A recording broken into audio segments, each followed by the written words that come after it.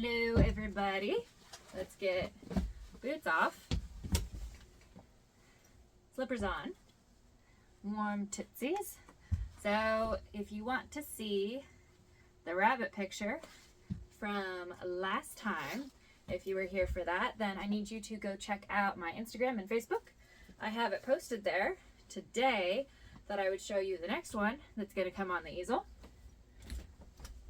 And I will show you exactly how it goes on. The easel behind me. I feel like I've done it before, but repetition is the key to learning and understanding. So even though it is chilly, so the hat is not coming off because, yeah, it's cold out here. We got snow. I'm going to bring you closer now that I am all dressed and attired for the thing. Star, easel, let's do it.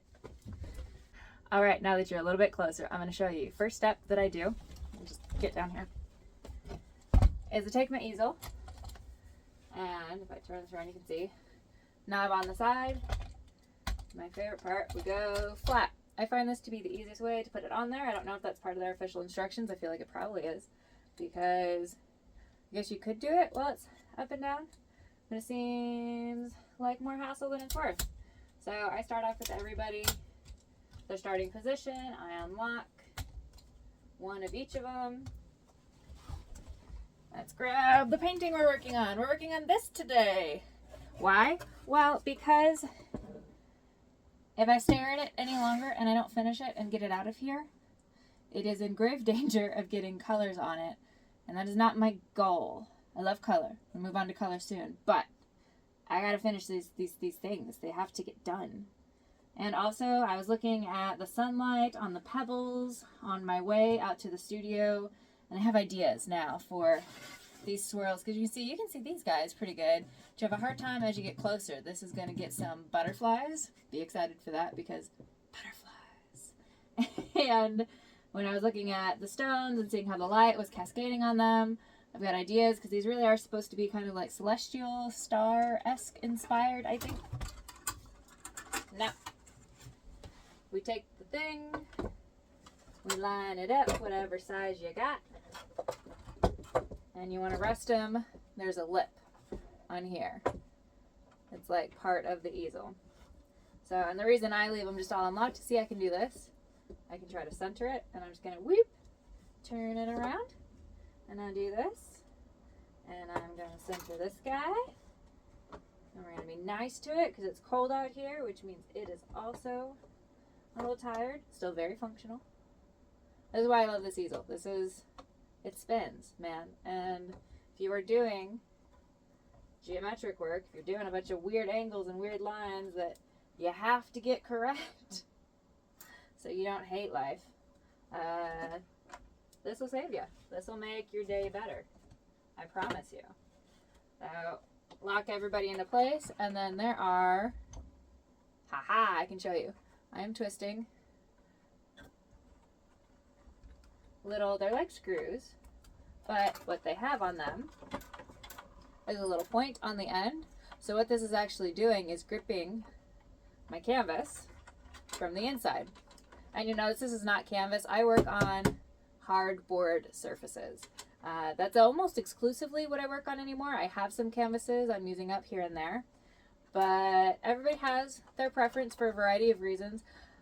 I personally really just like the wooden hard surfaces. I've been experimenting with another surface that I do like, but the unfortunate part is I got a weird shape. So they're not cradled, which this is what cradled means, is that it has an edge. So here's my painting surface. It's cradled because it has an edge on it. They don't have this edge, so I have to frame them. And if we're being real honest, framing is just an extra step. That's part of what you have to do, and it's easier to work with cradled. It just is. So I plan on looking at those surfaces again, and if I do order another batch of them, which I want to because they're lighter than wood. So some of you know what I'm talking about. It's like the aluminum surfaces, artifacts. And I got circles, and they were great. I do actually love them, but they're not cradled. So I've been really lazy about using them, especially because I've been trying to finish this, but I think I might want to use them and just actually go through the trouble of framing them for this. because I have, I think, 7 of these, and I have a goal. So I think I'm going to end up having to use some of those too. Should I go with the theme? I just got to frame them. Some of art is actually doing art. Some of art is everything surrounding the art, like getting this on the easel. Alright, so I can play with the angle. This little guy I'm going to lock into place so that we're here.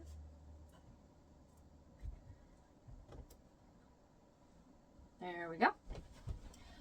And that's it. I'm actually just going to get to work on this. The hat is going to stay on to keep my ears warm. It's cold. I'm also probably going to disappear under a nice blanket on my lap and be all snuggly warm. And I love that. Let me show you. I don't think I got to actually show you my palette last time. We talked about the palette. Let me show you what it looks like when I pull it out of the freezer. Let's do that real quick before I let you go. Okay. Alright, blanket on the lap, nice and warm, waiting for the fingers to warm up. I keep thinking I'm going to wear gloves while I paint when it's cold like this, but inevitably they just get in the way, even the fingerless ones. So, baggie taking off because, again, was stored in freezer. You should always have an extra layer of your stuff between your, food that you want to eat, because you should not ingest these. Open one of the Stay Wet palettes I talked about last time. Now, I'm not sponsored, by the way, from any of these things. I just like to let you know what I'm using, because why not? If I'm using it, I like it. Including, see this? Now this I don't know where to tell you yet, but I like to take old vases that you could probably find at Goodwill. I'm lucky enough to have a mom who has some stuff that we are going through, and so I've got these, and I should probably get the paint off of them because they're nice, but if I have them, they're going to get paint on them, because that is just what happens. So these are great. These are great for holding the brushes. This is like my in-use brushes. This is my reservoir brushes I pull from, and I've got a lot more of those. Here's the palette out of the freezer.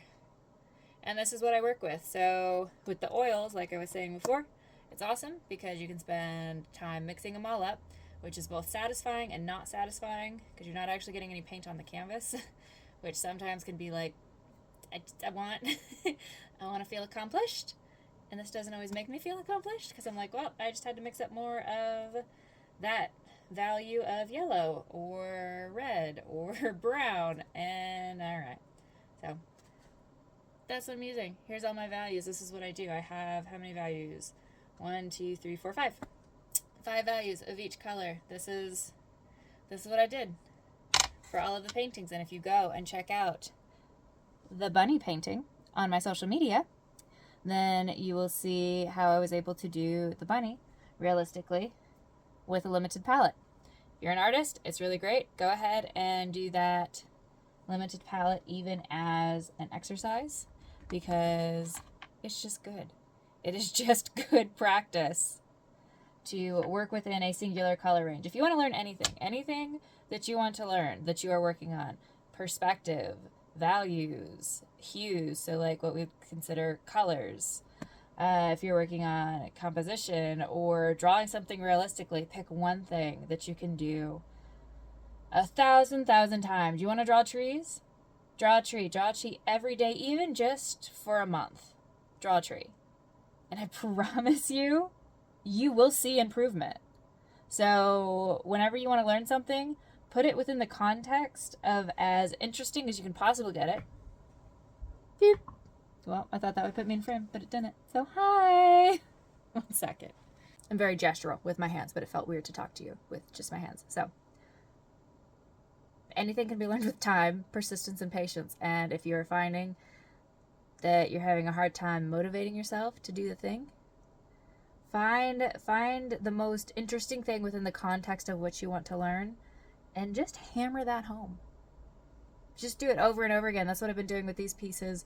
With the palette, I kept it simple because I had a lot of fun with color, and then I was like, all right, I'm not working on color right now. I'm enjoying the palette, but I am working on form and geometry and creating the kind of illusion per se of what I want. And quite frankly, that just involves doing those things over and over again, and I made it into a series, which is the other fun thing.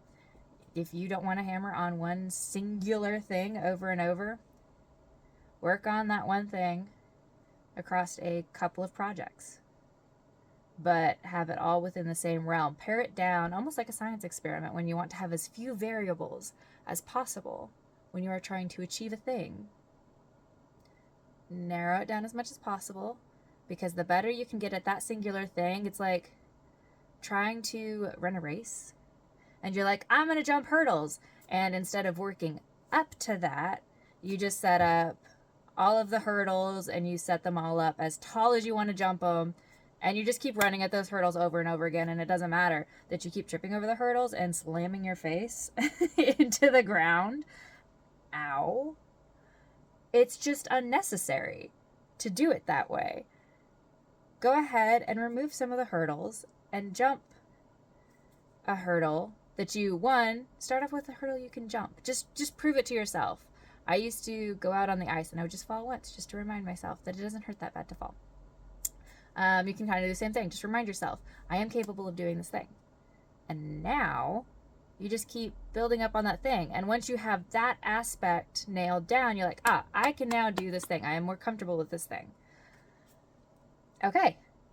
Now integrate that with the next thing. What is your ultimate goal? Take that goal, break it down into little pieces, do each piece, and I promise you, it will keep walking you towards your goal of what you want to do. These paintings, while fun, they're not my end goal. I mean, they're good. I'm making them as good as I can make them. I'm going for skill.